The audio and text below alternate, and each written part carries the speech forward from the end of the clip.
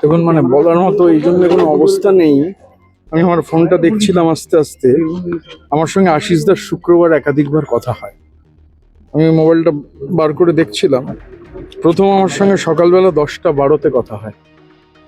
তারপর আমি একটা কল মিস করি 3:10-এ। তারপর আবার আমি ফোন করি 3:57-তে কথা হয় এবং প্রায় 12 মিনিট কথা হয়। সেই শেষ, মানে তারপরে আশিসদার সাথে কথা হয়নি। শুক্রবার দিন, গতকাল ছিল শনিবার, মানে 14 তারিখ কথা হয়েছিল। সকালবেলা যখন ফোন পেলাম, প্রথমে মনে হয়েছিল যে অবিশ্বাস্য ব্যাপার, এবং তারপর যখন আশিসদার সুইসাইড নোট, সেই সুইসাইড নোটটা দেখলাম, আমি আস্তে আস্তেও দেখছিলাম সুইসাইড নোটটা।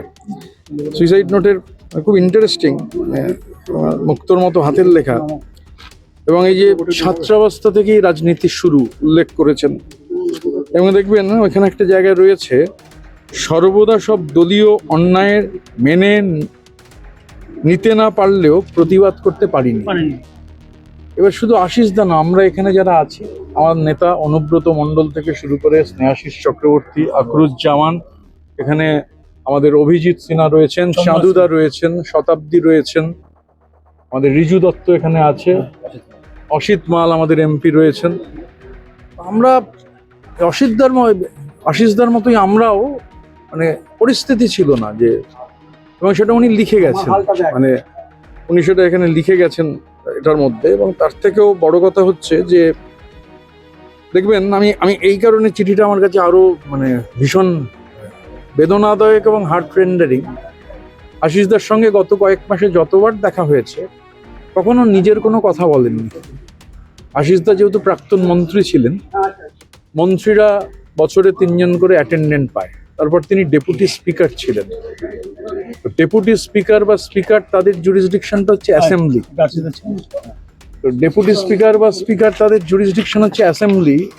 মানে আমি একজন ভদ্রলোক সম্পর্কে, মানে আমি মানে যে কবার আশিসদার সঙ্গে গত কমাসে দেখা হয়েছে, এক ভদ্রলোক খালি একটাই কথা বলতো, অন্য কোনো কথা নয়, যে আমার 3 জন অ্যাটেন্ডেন্ট, মানে যেহেতু বিধানসভা শেষ হয়েছে, তো 3 জন অ্যাটেন্ডেন্ট যাদের আমি ঢুকিয়েছিলাম, তুমি ভাই একটু দেখে নাও স্পিকারের সাথে কথা বললে তারা আরে পার্মানেন্ট হতে পারে। মানে অন্য কোনো কথা নয়। মানে আমি একদিন এরকম হলো, ফোনে আশিসদা, সে লাস্ট দিন হয়নি এটা, তার আগেও যেদিন ফোন করলেন, অন্য কথা বাদ দিয়ে প্রথম বললেন যে আমার অ্যাটেন্ডেন্টগুলো, আমি অলরেডি কথা বলেছি দাদা, কোনো অসুবিধা হবে না। এবারে দেখুন, সমস্যা হচ্ছে যে মানে আমাদের, মানে আশিসদার মৃত্যু অনেক অপ্রিয় প্রশ্নকে তো সামনে নিয়ে আসছে। আশিসদা যে কথা লিখে গেছেন, আপনারা তো দেখলেন যে আমরা কেউই প্রতিবাদ করতে পারিনি। এখন সমস্যাটা দাঁড়িয়েছে যে কিছু লোক, মানে তাদের যে, আমি তো বলবো আশিস বন্দ্যোপাধ্যায়ের শহীদ প্রকৃতপক্ষে, কিছু লোক, মানে যা হয়েছে আমাদের রাজ্যে, যা বেরোচ্ছে, আমরা এর মধ্যে রানাদা তো ডেলি, রানাদা, চাঁদুদা, এরা প্রতিদিন, কেষ্টদা যেদিন ছিলেন, আমরা সবাই, মানে এবং অনেক সিনিয়ররা ছিলেন। আশিসদা যেহেতু আমাদের সবার সিনিয়র এবং সর্বজন শ্রদ্ধেয়, দেখবেন সুইসাইড নোটে আছে বিনা পয়সায় ছাত্রদের পড়ানো, ক্লাস নেওয়া, স্পেশাল ক্লাস নেওয়া, এবং নিপাট ভদ্রলোক যাকে বলে। আমি সকালবেলা একটা টুইট করেছিলাম, জেন্টলম্যান পার এক্সেলেন্স। আমার সঙ্গে যতটুকু আশিসদার আলাপ, এবং সব থেকে বড় কথা, আমরা যে আলোচনাগুলো করেছি, আশিসদা নেই কিন্তু বাকিরা যেহেতু আছেন, সেই আলোচনায় এই কথাটাই উঠে এসেছিল, যেহেতু আমরা কেউ পারিনি প্রতিবাদ করতে, যখন প্রতিবাদ করা উচিত ছিল। যদি বলেন সেই দায় আমাদের, আমরা পারিনি তো প্রতিবাদ করতে। এবার যখন প্রতিনিয়ত জিনিসপত্র বেরোচ্ছে, এবং এখন এটা পরিষ্কার যে যা হয়েছে সেটা একটা অর্গানাইজ লুট অ্যান্ড লিগালাইজ প্লান্ডার। দুর্নীতির কথা তিনি অর্গানাইজ লুট আর লিগালাইজ প্লান্ডার।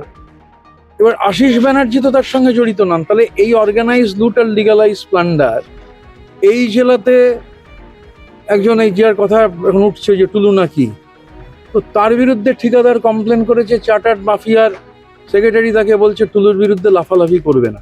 গোটা রাজ্য জুড়ে বিভিন্ন যে জ্যামিতিক নকশা, কতিপয় লোক হচ্ছে অর্গানাইজ লুট আর লিগালাইজ প্লান্ডার চালিয়েছে, আর তার দায় দিতে হচ্ছে অগণিত। মানে আশিসদার মতো সর্বজন শ্রদ্ধেয় মানুষ এরকম আরো অনেকে আছেন। তো যারা করেছে তাদের চটচট শুনতে হওয়ার কোনো সমস্যা নাই, কিন্তু যিনি কিছু করেননি, যারা কিছু করেনি, তারা কোন অপরাধে কাদের, মানে ধরুন আশিসদার অ্যাকাউন্ট পাবলিক অ্যাকাউন্ট, আশিসদার অ্যাকাউন্টে তো ভোটে হেরে যাওয়ার পর 360 কোটি টাকা ঢোকেনি। 20 দিনে আশিসদার অ্যাকাউন্টে তো 360 কোটি টাকা ডিপোজিট হয়নি। সো কল্ড তৃণমূল কংগ্রেসের যে অ্যাকাউন্টগুলো ফ্রিজ হওয়ার আগে বছরে যে 1300 কোটি টাকার কাছাকাছি সুদ, সেই 1 টাকাও তো আশিস ব্যানার্জি এনজয় করেননি, এখানে কেউ এনজয় করেননি।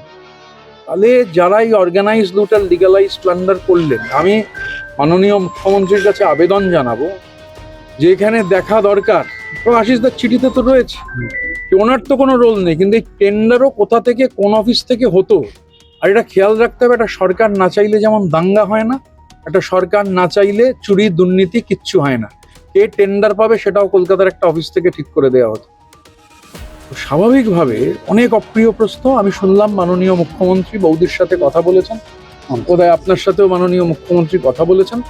আমি ফর্মালি সোমবারই মাননীয় মুখ্যমন্ত্রীকে চিঠি দেবো, কেননা এটা হতে পারে না যে গুটি, মানে একটা তো মাফিয়া সিন্ডিকেট, সেই মাফিয়া সিন্ডিকেটের মাথায় কাছে কারা আছেন সবাই জানেন। কিছু লোক অ্যারেস্ট হয়েছে, কিছুই করে না, সমাজ সেবা করে, পাহাড় কিনে ফেলেছে, সে জেলে আছে। তো আশিস ব্যানার্জি তো অধ্যাপনা করতেন, আশিস ব্যানার্জি তো পাহাড় কেনেননি, প্রশ্নই ওঠে না। তাহলে এই মাফিয়া সিন্ডিকেটের যারা যুক্ত এবং তাদেরই জেলায় জেলায় যারা প্রতিনিধি, তাদের চিহ্নিত করে অবিলম্বে দৃষ্টান্তমূলক শাস্তি দিতে হবে। আমার কাছে আশিস বন্দ্যোপাধ্যায়, যে বললাম, যতটুকু মানে গত 3 মাসের আশিসদার সঙ্গে অসংখ্য ইন্টারাকশন, এবং একটা মানুষ কতটা উন্নত হলে কোনোদিন নিজের কোনো কথা নয়, শুধু ওই 3 জন অ্যাটেন্ডেন্টের কনফার্মেশনটা হবে। তো একটা লোকের ভেতরের মানে কতটা নিজের কোনো চাহিদা, মানে প্রতিবার, মানে আমি একবার বললাম আশিসদা এটা কথা হয়ে গেছে, না ভাই তুমি দেখে নাও, এটা যাতে কোনোভাবে না হয়। Commitment, this is politics, this is commitment. আমি এখনো বিশ্বাস হচ্ছে না আর কি, কিন্তু আমরা যেটা চাই, যে আমি আশিসদাকে শহীদ হিসাবেই মনে রাখবো। এই অর্গানাইজ লুট আর লিগালাইজ প্লান্ডারের যে মাফিয়া সিন্ডিকেট, সেই মাফিয়া সিন্ডিকেট যারা চালিয়েছেন, সেই সিন্ডিকেটে রাজনীতিবিদ আছেন, এক শ্রেণীর সাংবাদিক আছেন, আমলা আছেন, পুলিশ আছেন, আর ঠিকাদাররাও রয়েছে। এদের সবাইকে আইডেন্টিফাই করে দৃষ্টান্তমূলক শাস্তি দিতে হবে।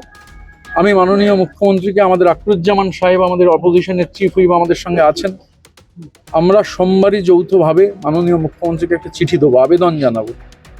কেননা মানে সমাজ সেবা করে সে পাহাড় কিনবে, ওই কি পুষ্পা, তার 150 সম্পত্তি পাওয়া যাবে, কারুর অ্যাকাউন্টে 5ই মে থেকে ভোটে হারার পর 24শে মে অবধি 360 কোটি টাকা ডিপোজিটেড হবে।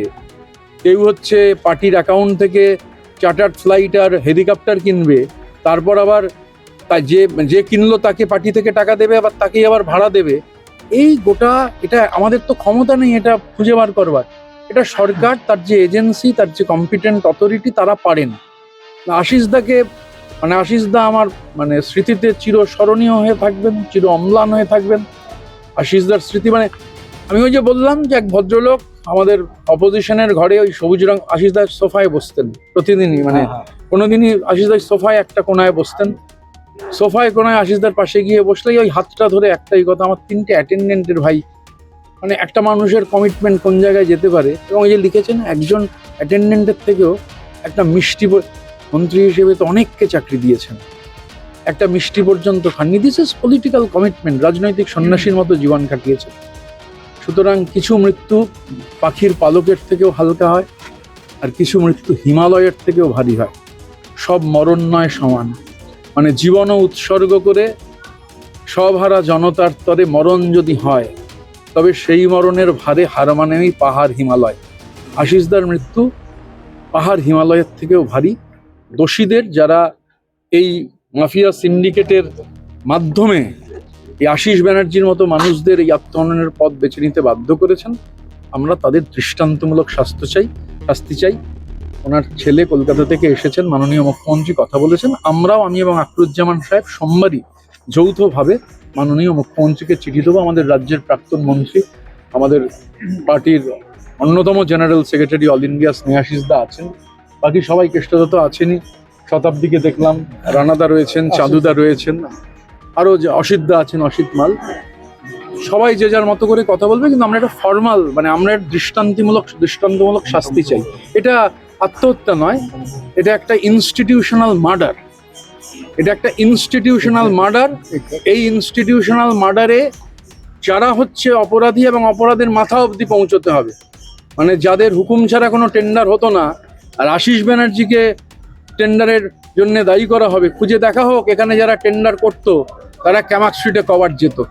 সুতরাং এই চার্টার্ড মাফিয়া, তার মাফিয়া সিন্ডিকেট, কেউ যাতে ছাড় না পায়, এটা একটা, আবার বলছি, আশিস ব্যানার্জির মৃত্যু ইনস্টিটিউশনাল মার্ডার, প্রাতিষ্ঠানিক খুন, দোষীদের দৃষ্টান্তমূলক শাস্তি চাই।